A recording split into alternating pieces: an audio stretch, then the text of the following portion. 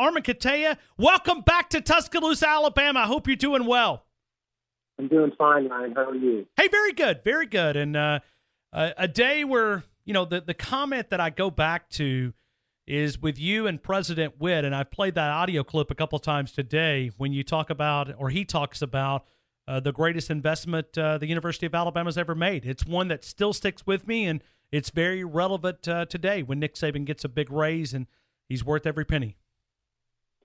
I thought the same thing when I heard the news, and I went back to that same moment with President Witt, soon to be Chancellor Witt, and now retired Chancellor Witt.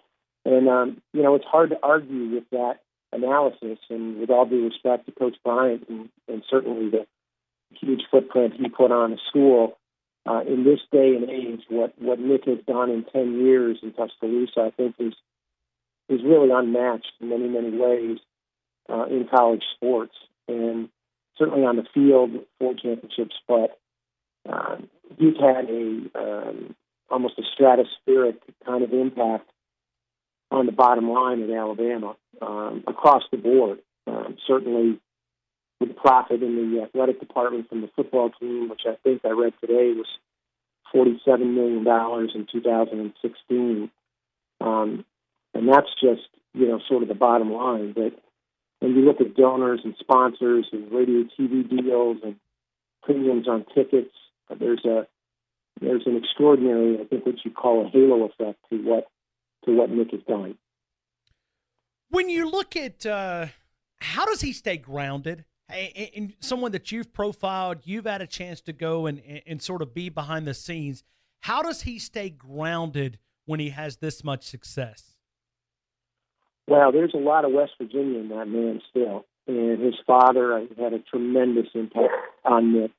The question, his work ethic, his perfectionism, are just been driven into Nick, and I think in the best of ways by his dad. And I think you have to give a tremendous amount of credit to Terry for the kind of impact and the sounding board. And, she's the first lady of football in Alabama, in many ways, the first lady of football, I think, in this country. She has an extraordinary Geiger counter for things that are good or not so good for the program and for Nick. And she's not afraid to give him grief when he needs it. And, when you've been married that long, there's a lot to be said for having a wife who will tell you things that you don't necessarily sometimes want to hear. So I think all of that, and I look at I just want to make a mention of something else. I've been down to Alabama and enjoyed myself down there.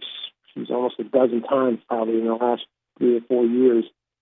And I have seen the university grow kind of right before my eyes with not just the buildings, but one of the things that President Witt said to me 3 years ago or 4 years ago was the profound impact that Nick had on applications and enrollment at Alabama. He basically changed it.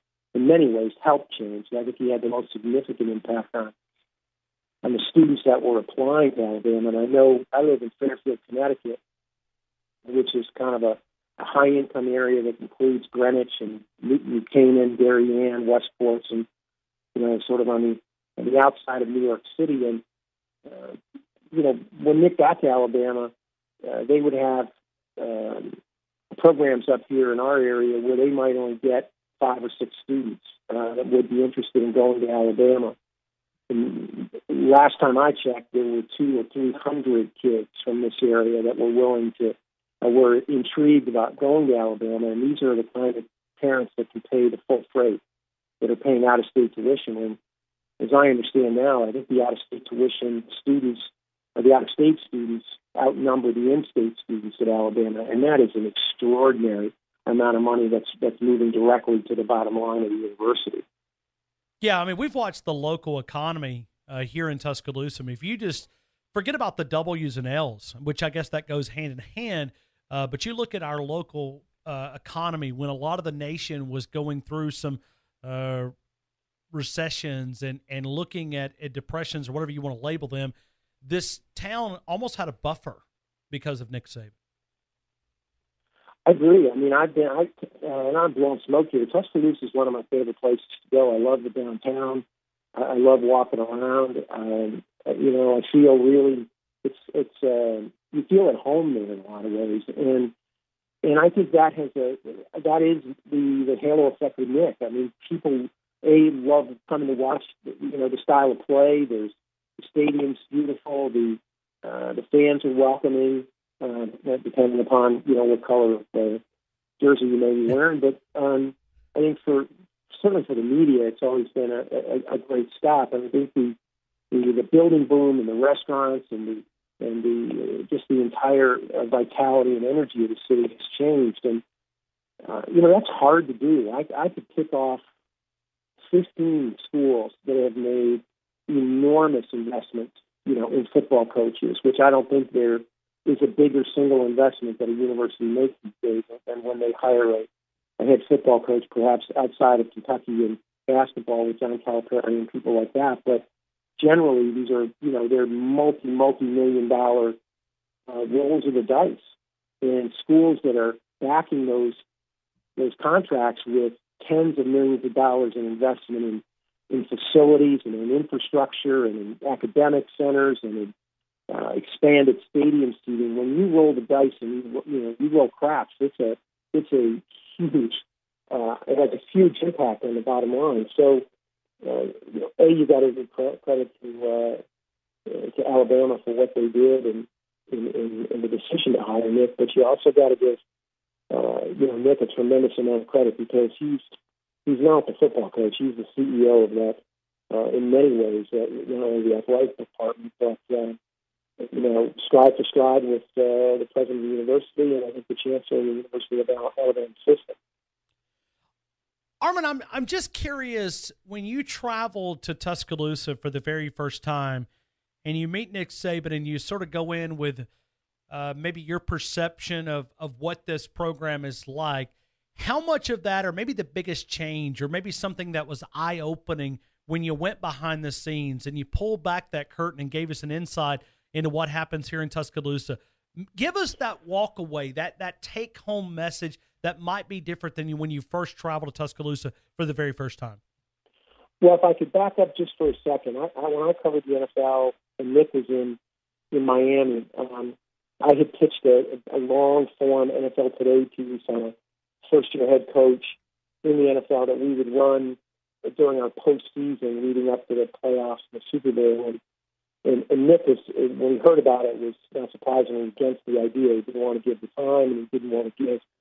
I think he didn't trust that process to work. But thanks to Harvey Green, who was the public relations director of the Dolphins at the time, Nick agreed to do it, and the piece turned out very well. And I think we built a level of trust between Nick and myself that continued through the system, our book on college football, continued through the story that we did about college football for 60 Minutes, and then that led to the big piece I did for 60 Minutes on Nick. So gradually over time, that trust built up, and it's one thing you learn, in sports, and I think in journalism and in many things in life. Trust equals access equals information, and that was something. And when I saw Nick in Tuscaloosa for the first time, I really felt like he was home. I felt like he was a college football coach. I know Terry was overjoyed to get back on a college campus. And what really struck me was how much he loves to coach. And you see him at practice, and he's like a little kid in a lot of ways still, particularly with the defensive backs and the pace of the practice and the attention to detail. But a lot of coaches are in their ivory towers, whether they're up or on the field, or they're doing 3 or 4 different things, whether it's with the media or something else during practice. And that's what really struck me was just how much he loves to coach. And when you get to be 65 years old and you're still doing something that you've been doing your entire life, it's remarkable that he can bring that much passion and that much energy day in and day out to the program, because the burnout factor, let alone the pressures that go with everything. There are very few jobs that certainly in sports that would match what he's up against.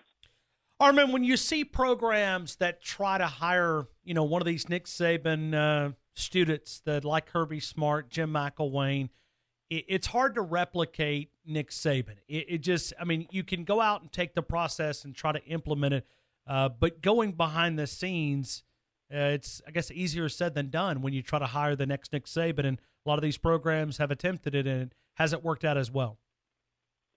You're dealing with, I think a cult of one with Nick, Bill Belichick, Nick Saban. I go back to people like Peyton Manning and Tom Brady that are perfectionists. They don't want to be the best of their era. They want to be the best of all time. And that's not to say that Kirby or Jim McElwain are any less intense, because I really like being around Kirby. I've never really got to know Jim at all. But I've sat in a few defensive meetings where Kirby was talking to his players, and I was just dumbfounded by the level of expertise and attention to detail. But the job is so demanding. Coaching is probably 10% of what a coach at Nick's level has to do, and I mean an elite Power 5 team. And, it just wears you down. There's just, whether it's the media, whether it's the tour that you have to take to all the small towns and talk to all the fans and the radio show on Thursday night. And I know somebody probably at home saying Pioneer River, he's going to make $11 million this year, and he's living a beautiful life. But they're right in that respect. But I've gone to some pretty crappy movies where somebody has earned $15 million to do that movie, and I would stack Nick Saban's contribution to society and to sport and to culture and a number of other things far ahead of people that I've watched on a big screen. Armen, you've had a chance to go behind the scenes on a lot of different things and be able to do a lot of different stories. Is there one common characteristic between the people like the Fortune 500 CEOs, Nick Sabans of the world? Is there one common characteristic that you can tie us all them together? That's a good question. I think they have an extraordinary desire for greatness. And a lot of people talk about wanting to be great. I work at 60 Minutes in a world where it's not for the faint of heart by any stretch of the imagination. When you're competing against the likes of, and it's what it is, it's a competition. Charlie Rose, Steve Croft, Leslie Stahl, Laura Logan, Anderson Cooper, Bill Whitaker. They're just an extraordinary array of talented people, but they're built differently. And I think the Belichicks and the Nick Sabans of the world, and the Urban Meyers of the world, and the great Tiger Woods of the world, and Michael Jordans of the world, they just got a different set of molecules, I think, buzzing around in their system. And what I love about Nick is, a lot of people give lip service to, we're trying to build a program and trying to graduate kids and want to have an impact on their life, and so much of that is just complete lip service. And I've seen it, and I've just been appalled by it, because college football can chew up and spit out kids in some of the worst of ways. But I truly believe what I've seen in Alabama, and it's not perfect by any stretch of the imagination, but they operate on a set of principles that come from a man who lives those principles and wants to have an impact on people's lives far, far beyond, a football field. And that's the other side of things too. And I think the other thing that I really like about, and I go back to what Belichick does, Nick does the same thing. They don't mince a lot of words. You know exactly where you stand. You know what you have to do. You know what you've done right. You know what you've done wrong. And there's a standard that is, I know, having been inside the Patriots way with Bill and other people in that building, that because of Bill, everybody hews to the same standard. And if you don't, then you're not there very long. And I think that's the same way with Nick. And you kind of want to light a candle for some of those assistants sometimes, because it's a job that takes a tremendous amount of willpower to do. But when guys like Kirby and Jim go to other programs, they're coming with a set of lessons, and even Lane going into a place where things are going to be run differently because of what they've seen with Nick and what they live with Nick. Armen Keteyian right now, as we finish up our conversation, it took me 6 years. Probably I've covered Nick Saban since he got off the plane, been involved in radio since 2000. I watched Nick Saban get off the plane, and it took me the first 6 years. I thought it was lip service, too, when I heard a lot about the players and how he cared about this. But now it's hit me. I wish I known then what I know now. It's authentic when you look at Nick Saban. That love, he treats the 105 guys like his kids, and he holds them to a standard. And, I had a player tell me a few weeks ago, he goes, I would walk through the gates of hell to defend Nick Saban, and I'm not exactly sure why. And it's like, that's a remarkable statement, because I've been around a few programs where those kids are looking to get out of the gates of hell as fast as they can, and it's just a tribute to Nick, and it's not easy. And it's, when you think about how much time these kids put in, 47 weeks a year between regular season and off season workouts and everything that they do, if they don't respect the man in charge, you don't get games like I saw when Alabama beat Georgia for an SEC title in Atlanta. When you see this collective will of a team in the third quarter when they're down, come back off the canvas and just dominate a team for the rest of the game, and you've seen it many, many other times, I'm sure, Ron. But that doesn't happen if they don't like their coach, if they don't trust their coach, and they don't believe in their coach, and they don't want to do something for that coach. And that's really hard to do when you're dealing with 18 to 23-year-old, 22-year-old kids. And I marvel at his impact far beyond the field of play. Armen, final question. You've written a great book, The System, a couple of years ago that dives the glory and scandal of big-time college football. Since you wrote that book, a lot of things have changed about our game. It's become very, very popular, but I think those books like yourself and articles have opened us up to some issues facing college football as we move forward. What do you think is that number one issue going forward for college football? Well, I mean, everybody knows the money is just exploding. It's going to get bigger and bigger. I think it's sexual violence on campus, and I think it's programs getting a handle on how their players treat women.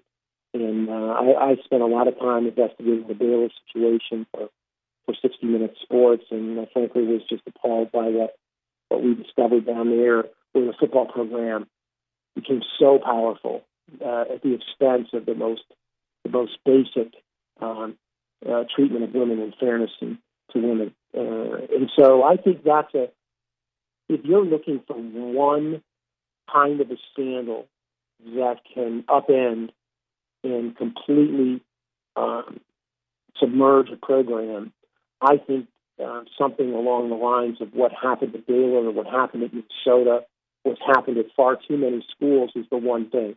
The money's always going to be there. The pressure's going to be there.